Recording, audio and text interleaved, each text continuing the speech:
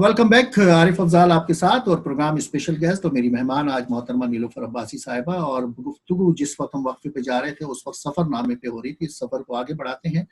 तो आपने कहा कि आपकी अपनी ख्वाहिश होती थी कि आपका तस्करा ना हो सफरनामे में।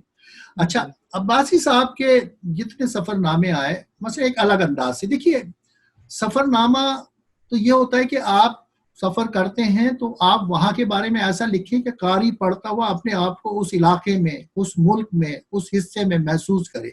और ये कमाल अब्बासी साहब को बहुत हासिल रहा। और अक्सर लोग तारीखें लिख रहे होते हैं कि इस इलाके में ये, इस इलाके में ये। लोगों को तारीख से दिलचस्पी नहीं है। एक रेशो होता है उसका, लेकिन हर कोई आदमी नहीं, आम कारी नहीं पढ़ना चाहता। तो अब्बासी साहब हो जाते हैं जल्दी। अगर सिर्फ यही हो ना तो वो जरा खुश्क सा हो जाता है और ड्राई हो जाता है, बोर हो जाता है। अब्बासी साहब के सफरनामों को आप उनके बारे में कुछ फरमाइए। देखिए, मैं तो अब्बासी साहब की बहुत बड़ी फैन थी, हूँ, रहूंगी। मुझे उनका लिखा हर लफ्ज, हर जुमला बहुत ज्यादा अच्छा लगता था। और मजे की बात ये, आरिफ, आपको तो खुद आप इस बात के गवाह हैं कि वो जितना अच्छा लिखते थे उससे भी अच्छा बोलते थे। तो ये खूबी बहुत कम लोगों में होती है। तो मुझे उनके सफरनामे, आप यकीन करें कि आज भी मैं रोजाना उनका कोई ना कोई सफरनामा उठाती हूँ और उसमें से कुछ सफ़े जरूर पढ़ती हूँ। और मुझे बिल्कुल ऐसे ही लगता है, क्योंकि एक हमारी आदत थी कि दोपहर को खाने के बाद, अब जब यहाँ पे थे न्यूयॉर्क में, तो वो कहते थे कि मुझे आप कोई चैप्टर पढ़ के आप सुनाएं। तो फिर मैं उनको एक चैप्टर सुनाती थी किसी भी सफरनामे का, फिर वो पूरा सफरनामा खत्म करती थी। तो मुझे हर बार एक नया लुत्फ आता था। मतलब मुझे लगता ही नहीं था कि मैंने सफरनामा पहले भी पढ़ा है। और उन्हें ये भी बहुत शौक था कि मैं पढ़ के सुनाऊं, तो मैं पढ़ के सुनाती थी। दूसरे, उन्होंने तो हमें भी राइटर बना दिया था।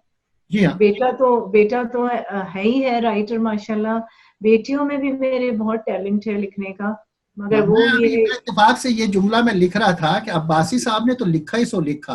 आपने भी किताब लिखी, वजाहत ने भी किताब लिखी, आपकी बेटियों ने कोई ऐसी किताब उनकी नहीं आई। यकीनन उनको शौक तो होगा पढ़ने का। तो ये मैं अभी एक सवाल लिख ही रहा था। जी फरमाइए।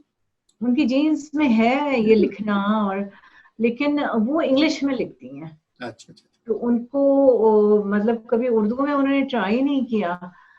वजाहत जो है उसने, चूंकि उनके अब्बा की ख्वाहिश थी कि नहीं तुम लिखो, और एक दिन ऐसे कहने लगे क्या तुम कंप्यूटर पे करते रहते हो हर वक्त को। तो उसने कहा वो मैं काम करता हूँ। कहेंगे क्या काम करते हो, कभी कोई कॉलम वॉलम ही लिखो।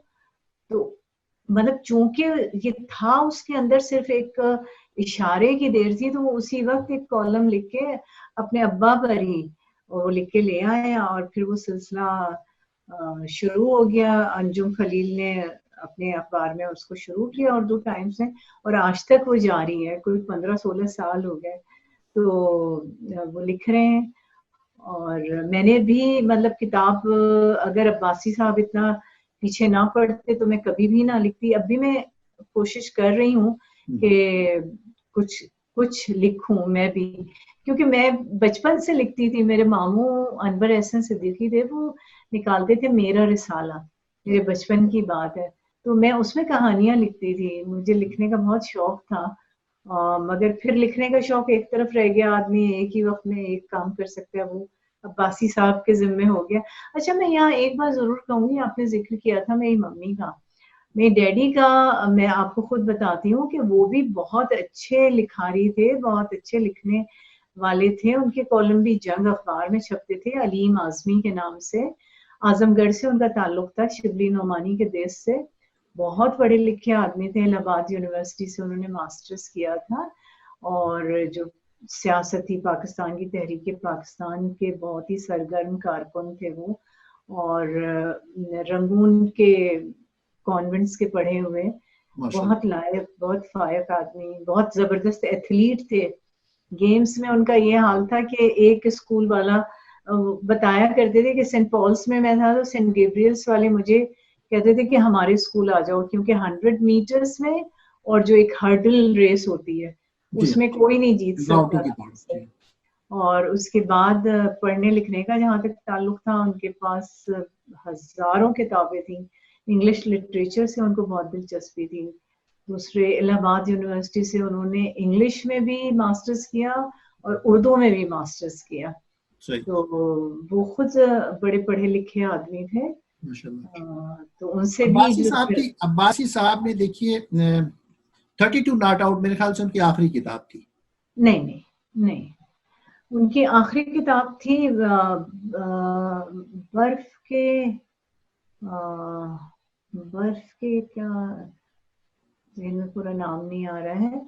वो उनकी आखिरी किताब थी। वो पाकिस्तान का सफरनामा था। क्योंकि उनसे बहुत लोग कहते थे कि आप बाहर के मुल्कों के तो लिखते हैं सफरनामे, आपने पाकिस्तान का नहीं लिखा। तो मेरी छोटी बेटी ने भी बहुत, जो मारिया है, वो बहुत उनके पीछे पड़ी कि आप अब्बू क्यों नहीं लिखते हैं यहाँ के। तो फिर उन्होंने ये नॉर्दर्न एरिया का जो था वो सफरनामा पाकिस्तान के लिखा। जो खूबसूरत पहाड़ी इलाके उनके बारे में। जी, ये तो मुझे वो उनकी उनकी याद पड़ता जिंदगी। है कि गवर्नर जो थे सिंध के मोइन साहब, जनरल जी मोइनुद्दीन हैदर साहब, उन्होंने भी एक दफा किसी तकरीब में कहा था कि भाई बहुत दुनिया के बारे में आपने लिख लिया, कुछ अब अपने मुल्क के बारे में भी लिखें। And I was there too, वो कराची में जो आपने एक तकरीब की थी तो मैं भी इत्तेफाक से था, हम सब यहीं से गए थे, जिसमें अवार्ड भी दिया था आपको। जी, बशीर कमर भी थे, मसरूर जावेद मरहूम वो भी मौजूद जी थे। जी उसी जी तकरीब में उन्होंने कहा था। अच्छा, एक किताब अभी आपने अब्बासी साहब के दुनिया से जाने के बाद उनके मेरे ख्याल से कालमों को इकट्ठा किया, जाने वाले जो है वो एक किताब आपने अब्बासी साहब के हवाले से। तो अब्बासी साहब की ये किताबों का सफर और लिखने का सफर मसलन अब आपके लिखने की सूरत में जारी रहना चाहिए, तो आपकी एक किताब तो आपकी आई है, अगली किताब आपकी कौन सी आ रही है? देखिए, मैं अभी दो एक ऐसे प्रोजेक्ट्स हैं जो कि अब्बासी साहब के इनकम्प्लीट थे, तो उनको मैं चाह रही हूँ कि ये अब कोविड की वजह से आपको पता है सारे ही काम पीछे हो गए, काम रुके हुए जी, सब इल्तिवा में पड़ गए। तो उनको मैं करके और फिर अपना ज़हन बनाऊं कि क्योंकि मैं अब्बासी साहब तो हूँ नहीं जो कि कलम उठाया और लिखना शुरू किया और खत्म करके उठे। तो मुझे तो बहरहाल सोचना पड़ेगा और मूड बनाना पड़ेगा, फिर देखूंगी कि कितनी सलाहियतें अब हैं। तो लेकिन मैं कोशिश करूंगी कि मैं भी मतलब क्योंकि है तो अंदर एक जिसे कहते हैं कि एक्टिंग के अलावा ये चीज तो मेरी बहुत पुरानी है, बचपन की है।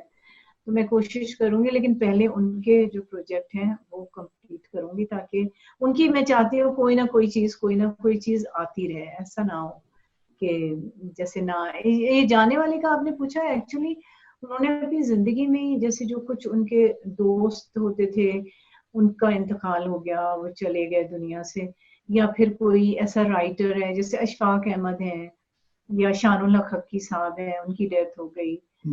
इस तरह से बहुत सारे ऐसे लोग थे, तो उनपे वो लिखते थे कॉलम। अच्छा, वो कॉलम उन्होंने अलग जैसे कुछ रखे थे, तो उन्होंने कहा कि मैं ये एक इसकी किताब छपाऊंगा और उसका नाम रखूंगा जाने वाले। खैर बात आई गई हो गई, तो फिर हम वो मतलब खुद ही चले गए। फिर हम न्यूयॉर्क से डेलस मूव हुए, सामान इधर उधर, आपको पता है मूविंग में कितना हो जाता है। फिर एक दिन मैंने पिछले मेरे ख्याल में बात है कोई अक्टूबर होगा या सितंबर होगा, ऐसी कोई महीना था। तो देखा मैंने एक मुझे फोल्डर मिला, उस पर लिखा था जाने वाले, उन्हीं के हैंड राइटिंग में। वो मैंने खोला तो उसमें कुछ कॉलम थे, सारे तो नहीं थे लेकिन कोई 20-25 कॉलम होंगे उसमें। अब मैंने सोचा अगर मैं बाकी ढूंढने में लगूंगी तो नहीं हो पाएगा, तो जितने हैं मैं उन्हीं को छपवा लूं। तो फिर मुझे दिसंबर में जाना था पाकिस्तान। मैंने कोशिश की, वेलकम वाले ही छापते थे उनके हमेशा किताबें, उनसे मैंने बात की असगर जैदी से, उन्होंने कहा छापेंगे तो हम जरूर, लेकिन आप जो वक्त कह रही हैं उतने वक्त में हम नहीं छापे दे सकते। कराची में ज्यादातर बिजली नहीं होती, उस जमाने में बारिशें भी बहुत हो रही थी, तो हम दिसंबर का वादा नहीं कर सकते। फिर मैंने लाहौर में बात की, तो वहां पे एक पब्लिशर थे, उन्होंने प्रॉमिस किया और वाकई अपना वादा निभा भी दिया। तो उन्होंने फिर वो किताब छापी और उसका नाम जाने वाले ही रखा। उसका मुझे उम्मीद है टाइटल कि आइंदा भी किताबों का ये सफर जारी रहेगा आपकी जानिब से।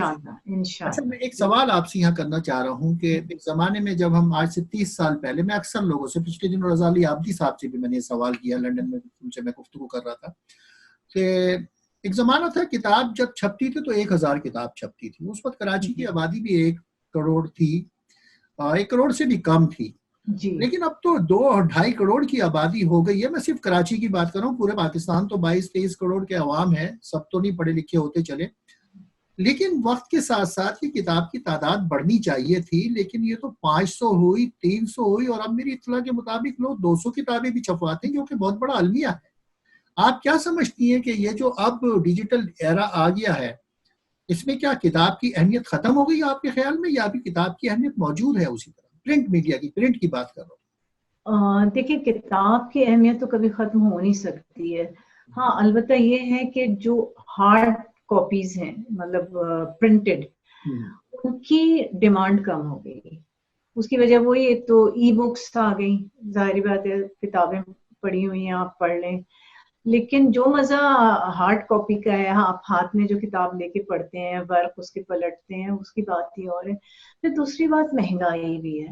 देखिए, अब जो जमाना है उसमें लोगों के पास खाने को नहीं है, सच्ची बात तो ये है। सही। वो किताबें कहाँ से खरीदेंगे, इसलिए उनकी प्रेफरेंस यही होती है कि अगर डाउनलोड कर ली, उन्हें कहीं से इस तरह का मटेरियल मिल गया तो वो वहां से अपनी तस्कीन कर लेते हैं। दूसरे जो लोग छपवाते हैं उनके लिए भी बड़ा मुश्किल मरहला हो गया है, क्योंकि बहुत महंगी हो गई है किताब छपाना। पब्लिशर्स तो कोई किरदार अदा नहीं कर रहे हैं, वो तो किताबें छाप नहीं रहे। उनकी भी अपनी मजबूरी है। देखिए, एक पब्लिशर एक बिजनेसमैन भी होता है ना, बल्कि बेसिकली बिजनेसमैन ही होता है। तो उसके अपने मसाइल हैं, उसके अपने मसाइल हैं। तो मेरे ख्याल में ये 2-3 बड़ी मोटी मोटी वजूहात हैं। हालांकि लोगों को पढ़ने का शौक है, ऐसी बात नहीं है कि हम अगर ये समझते हैं कि जो हमारी अब नौजवान नस्ल है इसे पढ़ने का शौक नहीं है या इसे शऊर नहीं है, ऐसी बात नहीं है। आप देखिए कितनी पसंदीदगी है, जॉन एलिया के लिए आप देख लें जी जी। कितनी मैं पसंदीदगी आपको एक है। बात कहना चाहूंगा कि अभी कराची में कुछ अरसा पहले, इस कोविड-19 से पहले की बात है, कि जो बुक फेयर हुआ, जी जी। नुमाइश में, जो एक्सपो सेंटर है, और हम्म। वहां पर मिलियन और मिलियन डॉलर्स की किताबें बिकी हैं, जी जो कि जी जी। बहुत खुशाइन बात है। बिल्कुल लिखने वाले बिल्कुल। बेपनाह हैं, शेर लिखने वाले बहुत हैं, नस्र नज्म लिखने वाले बहुत हैं। तो हम्म, भाई इन लोगों को तो किताब खरीदनी चाहिए। देखिए, तरक्की याफ्ता मुल्कों में हम्म, ई किताब जो है, ई बुक है, पढ़ी जा रही है, लेकिन पाकिस्तान में तो हर आदमी के पास आईपैड और लैपटॉप और नहीं है। तो हम्म, वहां तो किताब बिकनी चाहिए। मतलब हाँ, ये है कि किताब किसी तरीके से आप हल्का कागज लगा के सस्ती अगर छाप दे, तो हम्म, 250-300-400 रुपए की किताब खरीदना तो बहुत आम सी बात है आज। हम्म। नहीं, मैंने कुछ ये भी जो कुछ ऐसे भी राइटर्स ने शिकायत की ऐसे आम बातचीत में, कुछ यहाँ के भी लोग जो जैसे अमेरिका में हैं, उन्होंने कोशिश की कि उनकी किताबें वहाँ पे छपें, कराची में या लाहौर में, तो उनको बड़ा बिटर एक्सपीरियंस हुआ। उन्होंने कहा कि हमारा मुसवदा लेके रख लिया, महीनों बरसों लगा दिए, और फिर ये कि इतनी बुरी किताब छापी। बहुत सारी शिकायतें ना, तो इस वजह से भी पता नहीं, शायद राइटर्स बददिल होते हैं और वो इंतजार में ही वक्त गुजार देते हैं कि कोई अच्छा पब्लिशर उन्हें मिल जाए, कोई अच्छा इदारा मिल जाए। बहुत सारी वजूहात हैं, लेकिन हाँ, ये एक बड़े अफसोस की बात है कि किताबें अगर नहीं छप रही हैं या कम छप रही हैं या लोग नहीं खरीद रहे हैं, जिन्हें शौक है वो तो किसी ना किसी तरह से किताब खरीदते हैं और अपनी लाइब्रेरी में इजाफा करते हैं। अल्लाह करे कि ये सिलसिला चले कम हुआ है, बंद ना हो। बंद ना हो, लेकिन जारी रहना चाहिए सिलसिला, और हम लोग तो अदब के तालिबे इल्म हैं, हमें इस काम को जारी रखना है बिल्कुल, इंशाल्लाह अपनी इसी कोशिश तो है। इंशाल्लाह। ज्यादातर लोग, हालांकि शेर, मौजू शेर लिखना इतना आसान काम नहीं है। लोग खत नहीं लिख सकते, अगर कोई शेर लिखता है तो ये उस पर अल्लाह ताला की खुसूसी वदियत होती है, खुसूसी हम्म, तोहफा होता है। आमद होती है। नस्र लिखना अगर आप थोड़ा बहुत भी जानते हैं तो थोड़ा आसान होता है कि उसमें उस शायरी के वजन का ख्याल नहीं करना पड़ता। लेकिन ज्यादातर लोग शेर लिखते हुए नजर आते हैं, नस्र की तरफ जरा कम नजर आते हैं लोग। तो इस हवाले से कुछ आप फरमाएंगे कि क्या वजह है इसकी? देखिए, हर आदमी शायर नहीं होता है। मैं तो समझती हूँ कि शायर पैदा होता है, सही। शायर बनते नहीं है, शायर पैदा होता है। और प्रैक्टिस के साथ मतलब उसमें वो पॉलिश हो सकता है। लेकिन अगर कोई ये समझे कि मैं अचानक एक दिन उठूंगा और शायरी करने लगूंगा, तो मेरे ख्याल में तो ये मुमकिन नहीं है। ये आमद होती है, ये मिन जानिब अल्लाह और कुदरत है कि वो किसी को ये हुनर दे। तो लेकिन लोग समझते हैं कि ये आसान आसान काम है। अब आप जो बात नस्र में सफ़ों के सफ़े आप लिखते हैं, जब कहीं जाके वो बात कन्वे कर पाते हैं, कभी-कभी जब भी नहीं होती है। लेकिन एक अच्छा शेर जो है, वो आपकी मुकम्मल अक्कासी कर देता है। आप जो कुछ कहना चाहते हैं, जो कुछ पहुँचाना चाहते हैं लोगों तक। लेकिन वहाँ फिर वही बात आ जाती है कि आप शायर अगर हैं तो। अगर आप सिर्फ तुकबंदी कर रहे हैं, लफ्ज़ों को जोड़ दिया, लफ्ज़ों को ऊपर-नीचे कर दिया, तो वो तो नहीं, वो बात बनती है, ना वो बात पहुँचती है। सही। लेकिन लोग मेरे ख़्याल में इसका इस वजह से इसको प्रेफ़र करते हैं, फ़ौक़ियत देते हैं कि वो समझते हैं कि एक ग़ज़ल में फ़र्ज़ करें कि उन्होंने 6 शेर कह दिए, तो वो 6 अशआर में समझते हैं कि मैं अगर पूरी किताब लिखूँगा 600 सफ़ों की, तो जो बात नहीं कह पाऊँगा वो मैं इन 6 अशआर में कह दूँगा। मेरे ख़्याल में सहल पसंदी की वजह से शायरी, हाँ, इसको लेकिन शायरी की किताब करने के लिए कम से कम आपको 70, 80, 100 गज़लें तो होनी चाहिए, वज़नदार अच्छी गज़लें। बहरहाल, हाँ, अच्छा, अब मैं, बिल्कुल। आप बहुत सीनियर आर्टिस्ट हैं और आपके ज़माने में वही फिर बात आई कि 5 साल का आपका कान आज 85 साल गुज़रने के बाद भी ज़िंदा है माशाअल्लाह, और हमेशा रहेगा। आज आप पाकिस्तान में जो टीवी का मयार है, जो फ़नकार अपने फ़न का मुज़ाहरा कर रहे हैं, उनको आप किस सतह पे देख रही हैं? देखिए अच्छे-बुरे आर्टिस्ट जो हैं या फ़नकार जो हैं, वो हर ज़माने में होते हैं। मतलब ज़रूरी नहीं कि सन 70 में जो आर्टिस्ट काम करते थे, वो सभी अच्छे हों। हुँ, उनमें भी एक मुख्तलिफ मयार के लोग होते थे, कोई बहुत अच्छा, कोई कम अच्छा, और आज भी यही है।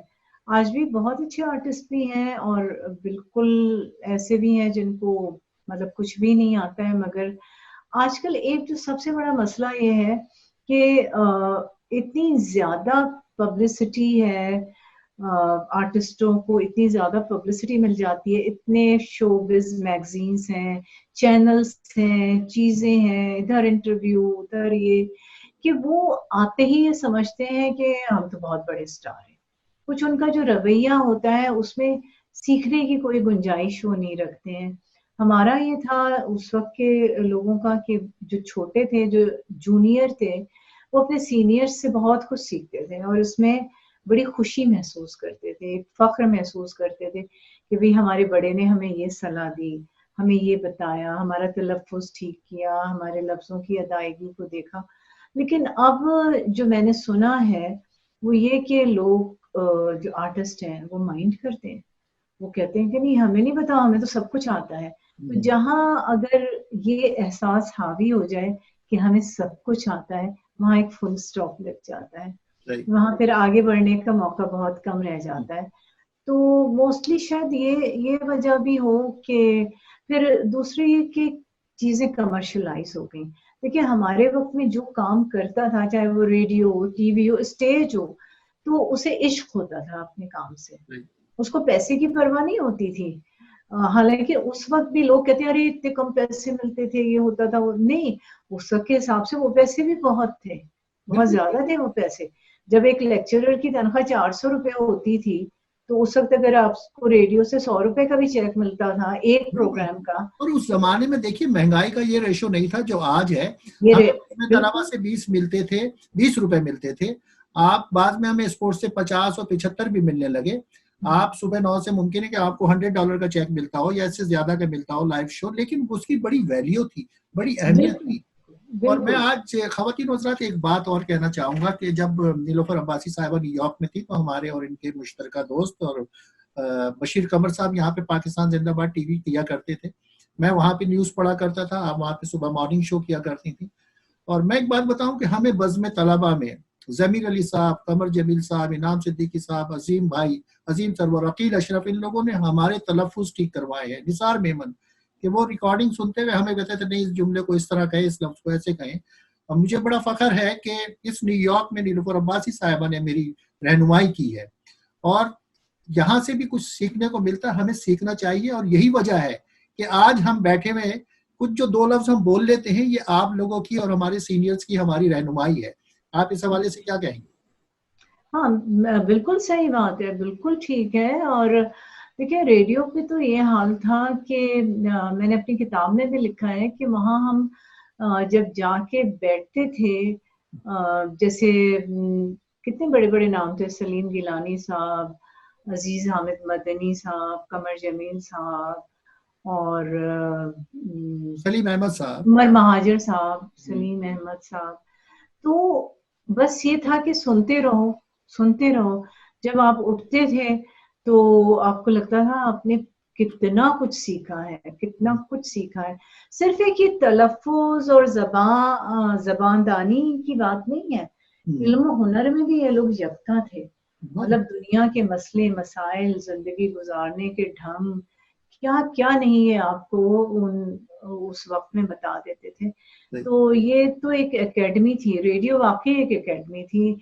जो लोग उस दौर से वाकिफ़ हैं या जिन्होंने कुछ वक़्त गुज़ारा है, वो बिल्कुल इस बात को समझते हैं कि वो क्या इदारा था। वहाँ से जो लोग उठे, वो ज़िंदगी में बड़े कामयाब हुए। अब जैसे ये कसौटी प्रोग्राम था, कितना पॉपुलर प्रोग्राम था टीवी का, जिसमें ये अपने उबैदुल्ला बेग साहब, इफ्तिखार आमिर साहब, कुरैश अबू साहब।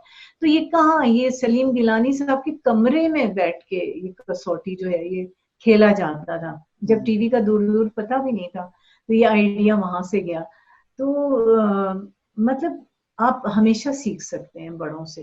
ये बात नहीं, अगर जहाँ आपको ये गुमान हो जाता है कि मुझे सब कुछ आता है, वहाँ बस फिर अच्छा नहीं रहता है। बहुत बहुत शुक्रिया आपका, आपके इस वक्त का, आपकी इन खूबसूरत बातों का, और बहुत अच्छा लगा। और मेरी ख्वाहिश होगी कि कभी हम किसी और मौजू पे, अदब के मौजू पे, अब्बासी साहब के मौजू पे कुछ और गुफ्तगू करें। इसी तरह कुछ अब्बासी साहब के कॉलम्स आप हमें पढ़ के, कुछ सफरनामे के इक्तबास आप हमें पढ़ के सुनाएं, ताकि हमारे सुनने वाले, एक तो राब्ता रहता है, आप भी राब्ते में रहेंगे, मैं भी आपसे राब्ते में रहूंगा। तो once again thank you so much आपके वक्त का। नहीं, आपका बहुत बहुत शुक्रिया। कि देखिए इंसान जो है ना, ये बातें कई दफ़ा मुख्तलिफ इंटरव्यूज में भी दोहराई गई कि भाई किस तरह मैं रेडियो आई, किस तरह टीवी आई, लेकिन आप यकीन करें कि हर बार मुझे ये बात करके एक नया लुत्फ आता है, एक नई जिंदगी महसूस होती है। और मुझे लगता है कि मैं उसी दौर में चली गई, वही टीन एजेस हैं, वही लड़कपन, नौजवानी के दिन हैं, और एक अजीब सी दुनिया में खो जाती हूँ। तो मुझे तो खुद बहुत अच्छा लगा, जहाँ मेरे वालिदैन का जिक्र हुआ, मेरे बच्चों का, मेरे शौहर का, और रेडियो का, टीवी का, लिखने का। तो थैंक यू सो मच कि आपने मुझे ये मौका दिया। इंशाल्लाह आइंदा भी जरूर मिलेंगे और बात करेंगे। बहुत शुक्रिया। ख़वातीन हज़रात, ये था आज का प्रोग्राम स्पेशल गेस्ट, जिसमें मोहतरमा नीलूफर अब्बासी साहिबा हमारी मेहमान थी, और उनसे जो गुफ्तगू हुई यकीनन आपको पसंद आई होगी। स्क्रीन पे आपको हमारा ईमेल एड्रेस, हमारे फ़ोन नंबर नज़र आ रहे हैं। कोई आपके ख्यालात का आपने इजहार करना चाहें तो हमसे ज़रूर रब्ता कीजिए, इंतज़ार रहेगा। बहुत बहुत शुक्रिया। अगले प्रोग्राम में किसी अगले मेहमान के साथ आपकी खिदमत में फिर हाजिर होंगे। अल्लाह निगहबान।